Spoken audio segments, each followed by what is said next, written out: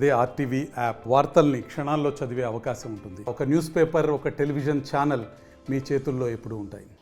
దేశంలో ఎక్కడా లేని విధంగా ఎన్నో అవార్డులకు నిలయమైన సిద్దిపేటకు మరొక అవార్డు రావడం ఎంతో సంతోషపడుతున్నటువంటి మున్సిపల్ పాలకవర్గం అని చెప్పుకోవచ్చు.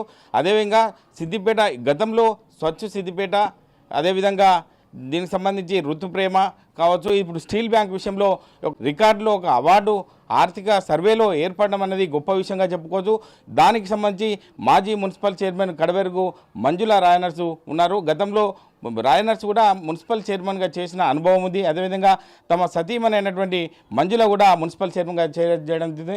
ఆ వారి ఆధ్వర్యంలో ఇటువంటి ఒక అరుదైన గౌరవాన్ని రావడాన్ని ఎంతో సంతోషపడుతుందని చెప్పి వారు చెప్పుకోవడం జరిగింది. వారిని అడిగి తెలుస్తాం. సార్ చెప్పండి, మీరు గతంలో మున్సిపల్ విషయంలో ఎన్నో విధాలుగా అభివృద్ధి చేశారు. ఈ యొక్క ఘనత మీ ఆధ్వర్యంలో రావడం వల్ల ఎట్లా సంతోషపడుతున్నారు మీరు? మొన్న పార్లమెంట్ ఎకనామిక్ సర్వేలో సిద్దిపేట స్టీల్ బ్యాంక్ ప్రస్తావన రావడం వల్ల ఎంతో సంతోషాన్ని ఇచ్చింది. ఆ సంతోషం అంతా కూడా సిద్దిపేట ప్రజల ఆశీర్వాదం. అదేవిధంగా ముఖ్యంగా గౌరవ మాజీ మంత్రి హరీష్ రావు గారు చేసినటువంటి కృషి వల్ల ఈనాడు సిద్దిపేటకు ఇటువంటి అరుదైనటువంటి అవార్డు రావడం చాలా సంతోషంగా ఉంది. ముఖ్యంగా ఈ అవార్డు అనేది సిద్దిపేట 2016 నుంచి కూడా సిద్దిపేట పట్టణానికి భారతదేశంలో ఎప్పుడు అవార్డు ప్రకటించినా సిద్దిపేట పేరు లేనిది ఇప్పటి మటుకు ఏ అవార్డు కాలేదు. కానీ నిజంగా కూడా గౌరవ మాజీ మంత్రి హరీష్ రావు గారు నిరంతరం కృషి వల్ల వారు మాకు అందించేటువంటి స్ఫూర్తి, మా కౌన్సిల్ సభ్యులు ఎప్పటికప్పుడు ఎంత ఒత్తిడి ఉన్నా ఏదున్నా రోజు ప్రజలను కార్యాచరణకు తీసుకొచ్చి వారిని ప్రజలను కూడా ఒక మమేకం చేసి ప్రజల్లో ఒక చైతన్యాన్ని నింపి ఇవన్నిటి కూడా కారణమైంది. అయితే పోయిన కౌన్సిల్లో ఇటువంటి స్టీల్ బ్యాంక్ ఏర్పాటు చేయడం 2020లో ఆ స్టీల్ బ్యాంక్ ఏర్పాటు చేసినాం. అదేవిధంగా ప్లాస్టిక్ నివారించాలి, ప్లాస్టిక్ వల్ల కొంత ఇబ్బంది అవుతుంది ప్రజలకు, వారికి ఏదైతే అనారోగ్యానికి గురవుతూ ఉన్నారు, ఏదైతే క్యాన్సర్ పెనుభూతం వస్తూ ఉంది, అందుగురించే ఇదంతా నివారించాలనే ఉద్దేశంతో ఆనాడు స్వచ్ఛంద సంస్థ అయినటువంటి బాల వికాస్, అదేవిధంగా మన బెంగళూరులో ఉన్న శాంతి గారు చాలా కష్టపడ్డారు. ఎందుకంటే సిద్దిపేట ఒక మోడల్ సిద్దిపేటగా తీస్తుంది సార్, మీరు దీన్ని కూడా స్టీల్ బ్యాంక్ పెడితే ఈ దేశంలో ఒక మోడల్గా ఉంటుందని ఆనాడు చర్చించి దాన్ని ప్రారంభించడం జరిగింది. ప్రజలు కూడా ఎంతో సహకరించారు. ఇటు స్టీల్ బ్యాంక్ రావటం వల్ల ప్రజల్లో కూడా ఎకనామికల్గా వాళ్ళకి డబ్బు కూడా ఆదా అయ్యే అవకాశం ఉంది. ఎందుకంటే ఒక ప్లాస్టిక్ ప్లేట్ కొంటే 3 రూపాయలు అయ్యేది, కానీ ఒక స్టీల్ ప్లేటు మేము రెంట్కి ఇస్తే 1 రూపాయి తీసుకునేది, గ్లాస్ 25 పైసలు తీసుకునేది. అందుగురించే ప్రజలకు కూడా ఎకనామికల్గా డబ్బు ఆదా అయ్యేది, ఆరోగ్యం కూడా మంచిగా ఉండేది. ఇటు ప్లాస్టిక్ పెనుభూతాన్ని కూడా నివారించడంలో సిద్దిపేట ముందుంది. దానికి అన్నిటికీ తోడ్పాటు ఇటు కౌన్సిల్, ఇటు గౌరవ మాజీ మంత్రి వర్యులు, ప్రజలు కూడా ఎప్పటికప్పుడు మాకు సహకరిస్తూ ముందుకు తీసుకువెళ్ళిళ్ళు.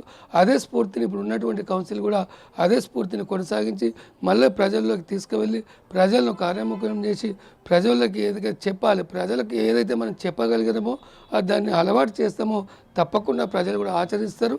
దాన్ని కూడా ఇప్పుడున్న కౌన్సిల్ కూడా చేస్తారని అనుకుంటున్నాం. ఎందుకంటే గౌరవ మాజీ మంత్రి హరీష్ రావు గారు కూడా ఎప్పటికప్పుడు ఇప్పుడున్నటువంటి కౌన్సిల్ని కూడా వాకప్ చేసి చేయమని చెప్తూ ఉంటాడు.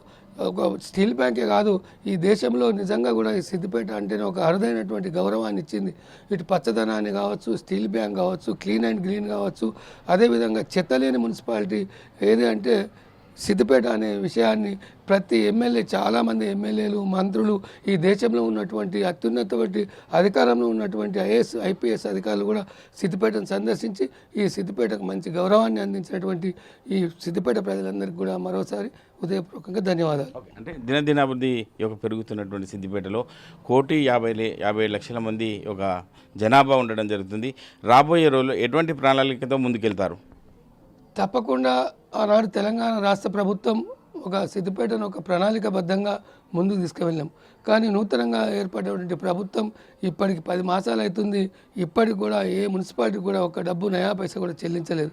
అంటే నేను కోరుకునేది ఒకటే, ప్రణాళికాబద్ధంగా పోవాలంటే ఇటు ఉన్నటువంటి కౌన్సిల్కి అటు ఉన్నటువంటి ప్రభుత్వం సహకరించాలి, ప్రజాప్రతినిధులు సహకరించాలి, గౌరవ పార్లమెంట్ సభ్యులు సహకరించాలి, ఉన్నటువంటి స్థానిక శాసనసభ్యులు సహకరించాలి. ఏదైతే ప్రభుత్వం ఇటువంటి మోడల్ సిటీలను ఇంకా మరింత ముందుకు తీసుకెళ్ళడానికి ప్రభుత్వం కూడా ప్రోత్సాహం అందించాలి. ఎందుకంటే ప్రభుత్వంలో ఉన్న వాళ్ళు వేరు, మేము కౌన్సిల్గా ఉన్నాం వేరు. కాబట్టి ఇటువంటి అవార్డు వచ్చినటువంటి సిద్దిపేట కావచ్చు, ఇంకా సిద్దిపేటతో పాటు ఈ రాష్ట్రంలో ఎన్ని మున్సిపాలిటీకి అవార్డు వచ్చినాయో అవార్డులు అందుకున్న మున్సిపాలిటీలకు మరింత ప్రోత్సాహాన్ని ఇచ్చి మరిన్ని నిధులు ఇచ్చి ఈ అవార్డును ఎల్లవేళ కాపాడేటట్టు ఇటు ప్రభుత్వం సహకరించాలి, ఇటు ఏదైతే పాలకవర్గం ఉందో పాలకవర్గం కూడా కృషి చేయాలి. Master minds the pride of India. Inter, MPC, BiPC, MEC, CEC చదివిన విద్యార్థులకు సీఏ మరియు సిఎంఏ ఫౌండేషన్ కొరకు నూతన బ్యాచెస్ ప్రారంభం. గ్రామ పంచాయతీలో ఉన్న గ్రామాలను మున్సిపల్లో కలుపుకొని రాబోయే రోజుల్లో మేయర్, కార్పొరేషన్ స్థానం కూడా సిద్దిపేట డెవలప్మెంట్ అయ్యే అవకాశం ఉందని చెప్పి అన్న తరుణంలో అంటే పెండింగ్లో పనులు ఉంటున్నాయి. ఎందుకంటే ఇటు శిల్పారామం కావచ్చు, కొన్ని పనులను పెండింగ్లో ఉన్నాయి. ఆ పనుల విషయంలో ఇప్పుడున్న ప్రభుత్వాన్ని మీరు ఏం విజ్ఞప్తి చేస్తారు? తప్పకుండా మా గౌరవ శాసనసభ్యులు మాజీ మంత్రి వారు హరీష్ రావు గారు ఇప్పటికే ఏదైతే డిపార్ట్మెంట్స్ ఉన్నాయో, టూరిజం కావచ్చు, ఇటు R&B కావచ్చు, అటు సోషల్ వెల్ఫేర్ డిపార్ట్మెంట్ మంత్రులకు ఎప్పటికప్పుడు లేఖలు అందిస్తూ ఉన్నాం. ఏదైతే అభివృద్ధిని కొనసాగించాలి తప్ప అభివృద్ధిని నిరోధించద్దు అని మెడికల్ డిపార్ట్మెంట్స్ కావచ్చు, ఇవన్నిటికి కూడా ఇప్పటికే మా మాజీ మంత్రి వాళ్ళ హరీష్ రావు గారు ప్రభుత్వానికి లేఖలు రాయడం జరిగింది. ఇప్పుడు జరగబోయే అసెంబ్లీలో కూడా దానిపై తప్పకుండా నిలదీస్తాం, నిధులు రావడానికి ప్రయత్నం చేస్తాం. ఆ ప్రయత్నంలోనే తప్పక ఇక్కడ ఉన్నటువంటి స్థానిక మంత్రి కావచ్చు, జిల్లా ఇన్ఛార్జ్ మంత్రి కావచ్చు, అందరూ కూడా ఈ అభివృద్ధిని కొనసాగిస్తే అందరికీ పేరుంటుంది, ఈ ప్రాంతానికి పేరు వస్తుందని ఆశిస్తూ ఉన్నాం. తప్పక నిధులు తప్పక రాబడతాం. గతంలో మాజీ మంత్రి హరీష్ రావు సిద్దిపేటకు వారంలో 4 సార్లు పర్యటన చేసుకుంటూ ఒక జిల్లా ప్రజలను అప్రమత్తం చేస్తూ ముందుకెళ్ళడం జరిగింది. కానీ ప్రభుత్వం కొలువైన తర్వాత కాంగ్రెస్ ప్రభుత్వం వారు ఇక్కడ సిద్దిపేటకు వచ్చే నాదుడే కరువయ్యాడని చెప్పి ప్రస్తుత పరిస్థితుల్లో ప్రజలు అనుకుంటున్నారు. ఆ విషయంలో ఒక మాజీ మున్సిపల్ చైర్మన్గా మీరేం చెప్తారు? నిజంగా కూడా దురదృష్టం ప్రజలది. ఎందుకంటే ఇప్పటికి 8 మాసాలైంది, కళ్యాణ లక్ష్మి చెక్కులు పంపిణీ లేదు, షాదీ ముబారక్ చెక్కులు పంపిణీ లేదు. ప్రజలకు ఏదైనా అవసరం ఉందంటే ఎక్కడికి పోవాలనో, ఈ జిల్లా ప్రజలు ఏ మంత్రిని కలవాలనో, ఎవరిని కలవాలనో అనే పరిస్థితుల్లో ప్రజలు నిజంగా ఆలోచించాలి. ఇప్పటికైనా జిల్లా మంత్రివర్యులు కావచ్చు, ఇన్ఛార్జి మంత్రి కావచ్చు, ఎప్పటికప్పుడు ప్రజలతో సత్సంబంధాలు పెంచుకొని ప్రభుత్వం చేస్తున్నటువంటి కార్యక్రమాలను ప్రజల్లోకి ఎప్పటికప్పుడు తీసుకువెళ్ళాలి తప్ప ఇట్లా మొండికేసుకొని కూర్చోవడం. కళ్యాణ లక్ష్మి చెక్కులు అయితే నిజంగా 6 మాసాలు అవుతుంది, ఇప్పటికి ఇవ్వలేరంటే అది పాపం ప్రజలు కూడా ఇబ్బంది పడుతూ ఉన్నారు. ఇప్పటికైనా జిల్లా మంత్రి పొన్నం ప్రభాకర్ కావచ్చు, అదే ఇన్ఛార్జ్ మంత్రి పెద్దలు సురేఖ కావచ్చు, వాళ్ళంతా కూడా స్పందించి ఇవన్నీ కూడా ప్రజల అందుబాటులోకి ఏవైతే ఉన్నాయో వాటిని ఎప్పటికప్పుడు రివ్యూ చేసి ప్రజలకు అందించాలని కూడా కోరుతా ఉన్నాం. లేని పక్షంలో ఇట్లే తారతమ్యం చేస్తే మాత్రం తప్పకుండా వారికి ప్రజల ఆగ్రహానికి గురవుతారు. మేము కూడా బీఆర్ఎస్ పార్టీ పక్షాన, ప్రజల పక్షాన ఉంటాం, కొట్లాడతాం. ఓకే, అంటే మేడం చెప్పండి, మీరు ఒక మున్సిపల్ చైర్మన్గా ఉన్నటువంటి హయాంలో ఇటువంటి మంచి గౌరవాన్ని దక్కడం వల్ల ఎట్లా అనిపిస్తుంది మేడం మీకు? మాకు అప్పుడున్న చైర్మన్ కావచ్చు, అప్పుడున్న కౌన్సిలర్ కావచ్చు, ఇప్పుడున్న మంత్రి గారు సహకారంతో ఇట్లాంటి అవార్డులు రావడం చాలా గర్వంగా ఉంది. ఎంపీసీ, బైపీసీ విద్యార్థులకి ఒక వరం సీఏ, సిఎంఏ కోర్సులు. సీఏ, సిఎంఏ చదివే విద్యార్థుల్లో 40% మంది ఎంపీసీ మరియు బైపీసీ విద్యార్థులే. Master Minds. అంటే గతంలో జాయింట్ కలెక్టర్ గరిమా అగర్వాల్ కావచ్చు, అంటే ఎన్నో అవేర్నెస్ ప్రోగ్రామ్ చెప్పి ఋతుప్రేమ విషయంలో కూడా మహిళలకు ఎంతో ఒక ధీటుగా ప్రోగ్రాంలు తీసుకుంటూ ఛాలెంజ్గా తీసుకుంటూ ప్రోగ్రామ్ చేయడం జరిగింది. ఆ విషయంలో మీరు ఏం చెప్తారు మేడం?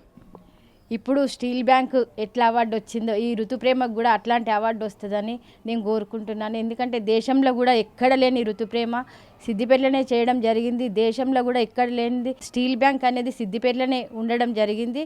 మాకు అందరికీ ఎంతో సంతోషంగా ఉంది. మంత్రి హరీష్ అన్నకు పెద్ద థ్యాంక్స్ చెప్పాలి. మా కౌన్సిల్ పక్షాన, సిద్దిపేట ప్రజల పక్షాన అన్నకు పెద్ద నమస్కారాలు చెప్పాలి. ఓకే, గతంలో మున్సిపల్ శాఖ ఆధ్వర్యంలో మీ యొక్క మున్సిపల్ పాలకవర్గం ఎన్నో డెవలప్మెంట్ యాక్టివిటీస్ అయినాయి. కాంగ్రెస్ ప్రభుత్వం వచ్చిన తర్వాత ఒక అభివృద్ధి అనేది నత్తనడకన సాగుతుందని చెప్పి ప్రజల్లో ఒక అంటే విషయం తెలుస్తుంది. ఆ విషయంలో మీరేం చెప్తారు ప్రభుత్వానికి చివరగా? అలానే జరుగుతుందని నేను కోరుకుంటున్నాను, నత్తనడకనే జరుగుతుందని నేను కోరుకుంటున్నాను. ఏది ఏమైనప్పటికీ ప్రభుత్వాలు వస్తుంటాయి పోతుంటాయి, కానీ ఈ యొక్క గతంలో బీఆర్ఎస్ ప్రభుత్వంలో చేసినటువంటి పనులు ఎంతో శరవేగంగా ముందుకెళ్ళాం. కానీ కాంగ్రెస్ ప్రభుత్వం 8 నెలల నుంచి కూడా కొలువై తీరినా కూడా ప్రజల్లో అసహ్యం వ్యక్తం చేస్తున్నారు. ఇప్పటికైనా చిన్న చూపు చూడకుండా సిద్దిపేటకు అన్ని రంగాల్లో డెవలప్ చేసుకుంటూ ముందుకెళ్ళాలి తప్ప ఈ యొక్క అంటే కక్ష సాధింపు చర్యలకు పాల్పడడం ఈ యొక్క విడ్డూరంగా ఉందని చెప్పి తాజా మాజీ మున్సిపల్ చైర్మన్ అదేవిధంగా మున్సిపల్ చైర్మన్ మంజులా రాజేంద్ర చెప్పడం జరుగుతుంది. కెమెరామెన్ ఎల్లోర్తో మహేష్, ఆర్టీవీ, సిద్దిపేట జిల్లా. మరిన్ని వీడియోస్ కోసం ఛానల్ ని సబ్స్క్రైబ్ చేయండి, లేటెస్ట్ అప్డేట్స్ కోసం వాట్సాప్ ఛానల్ ని ఫాలో చేయండి అండ్ లింక్ డిస్క్రిప్షన్ లో ఉంది.